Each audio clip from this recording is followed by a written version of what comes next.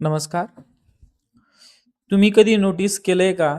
काही ऑडिटोरियममध्ये बिना माईक पण आवाज क्लिअर येतो आणि काही हॉलमध्ये माईक असून सुद्धा साऊंड नीट ऐकू येत नाही. हे कशामुळे घडतं? तर याचा आन्सर आहे मित्रांनो, architectural acoustics of building. Hello everyone. स्वागत आहे तुमचं आपल्या एस-के ऑनलाईन ट्युटोरियल्समध्ये. आणि आजच्या या व्हिडिओमध्ये आपण डिटेलमध्ये पाहणार आहोत factors affecting on architectural acoustics of building. So आपण याला नॉलेज पॉइंट ऑफ व्ह्यूने सुद्धा डिस्कस करणार आहोत आणि एक्झाम पॉइंट ऑफ व्ह्यूने सुद्धा डिटेलमध्ये डिस्कस करणार आहोत. हा एक्झाममध्ये बऱ्याच वेळा आपल्याला इंजिनिअरिंग फिजिक्स या सब्जेक्टमध्ये क्वेश्चन पेपरमध्ये हा क्वेश्चन बघायला मिळतो की explain factors affecting on architectural acoustics of building. आता आर्किटेक्चरल अकॉस्टिक्स म्हणजे काय?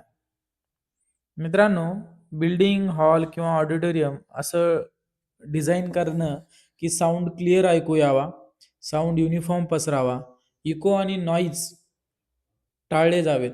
ओके, या सगळ्या गोष्टी कन्सिडर करणे म्हणजेच architecture of acoustics. Yes. Now factors affecting on architectural acoustics. काही फॅक्टर्स जे आहे जे आपल्याला एक्झाममध्ये सुद्धा लिहिणं गरजेचं आहे. ते म्हणजे इथे आपण स्क्रीनवरती तुम्हाला दिसत असतील की 5 फॅक्टर्स मी लिहिलेले आहेत.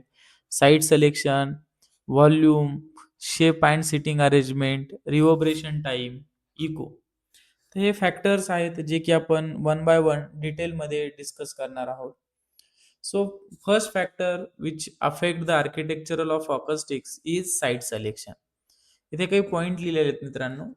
अशाच प्रकारे तुम्ही हे 5 फॅक्टर एक्झाममध्ये लिहायचे आणि एका पॅराग्राफमध्ये हे एक पॅराग्राफ किंवा 2 पॅराग्राफमध्ये हे पॉइंट एक्सप्लेन करणं एक्सपेक्टेड आहे. अगदी सोपं आहे मित्रांनो. जर एकदा तुम्ही व्यवस्थित ऐकलं, समजून घेतलं तर तुम्ही हा क्वेश्चन इझिली अटेंड करू शकता. सो फर्स्ट फॅक्टर काय मित्रांनो? Site selection. ऑडिटोरियमसाठी क्वाईट सराउंडिंग असलेली साईट निवडली पाहिजे. बरोबर की नाही? आजूबाजूला जर शांतता असेल, अशीच तुम्ही एखादा ऑडिटोरियम हॉल तिथे डिझाइन केला पाहिजे. हा तर ऑब्व्हियस पॉइंट आहे. नेक्स्ट पॉइंट आपला it should be away from the busy highway, vehicles, traffic, airports, rail, traffic or any other noisy locations. बरोबर ना? जर ऑडिटोरियम विदाऊट एअर कंडिशनिंग असेल मित्रांनो, तर डोअर्स आणि विंडो आपल्याला ओपन ठेवावे लागतात. म्हणून हॉलची ओरिएंटेशन किंवा दिशा अशी असावी, की एक्सटर्नल नॉईज कमीत कमी येईल. जर एअर कंडिशनिंग प्रोव्हाईड केलेली असेल त्या हॉलमध्ये किंवा आपण करणार असोल, तर vibrating noise, grill noise, fan noise असा सुद्धा आवाज येतो. त्याच्यावरती सुद्धा आपल्याला कंट्रोल ठेवणं गरजेचं आहे. हा तुमचा सेकंड पॉइंट तुम्ही त्याच्यामध्ये लिहू शकता. त्यानंतर noise level of hall should be kept 40 to 45 decibel. Okay, हॉलमधील आवाज साधारण 40 ते 45 डेसिबल इतका असावा. हा पॉइंट खूप महत्वाचा आहे मित्रांनो. बऱ्याच वेळा एमसीक्यू मध्ये सुद्धा येण्याची शक्यता असते. त्यानंतर नेक्स्ट फॅक्टर आहे आपला व्हॉल्यूम. रूमची व्हॉल्यूम जे आहे ती किती असलं पाहिजे.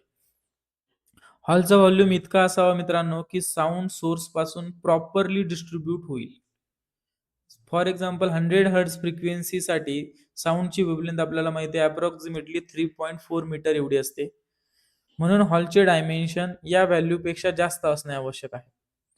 Recommended volume for per person इथे काही व्हॅल्यूज दिलेल्या आहेत, ते सुद्धा तुम्ही लक्षात ठेवल्यात तर खूप चांगलं होईल किंवा तुमचं आन्सर आणखीन इफेक्टिव्ह दिसेल. की कॉन्सर्ट टाईपचा जर हॉल असेल तर पर पर्सन व्हॉल्यूम किती गरजेचं आहे? 4 टू 5.5 मीटर क्यूब. आणि थिएटर असेल तर 4 टू 5.5. ओके, तीच व्हॅल्यू आपल्याला थिएटरलाही दिसते. पण पब्लिक लेक्चर हॉल असेल तर व्हॉल्यूमची size public 3.5 to 4.5 metre cube per person एवढी असणं गरजेचं असतं. हॉलची हाईट मित्रांनो कशी ठरते? बाल्कनी आहे की नाही, आहे की नाही, व्हेंटिलेशन रिक्वायरमेंट आहे की नाही, हॉलचा यूज का आहे, यावरती मात्र हॉलची हाईट डिपेंड असते. नेक्स्ट फॅक्टर जो आहे, नेक्स्ट पॉइंट जो आहे तो आहे शेप अँड सिटिंग अरेंजमेंट हॉलची कशी असली पाहिजे.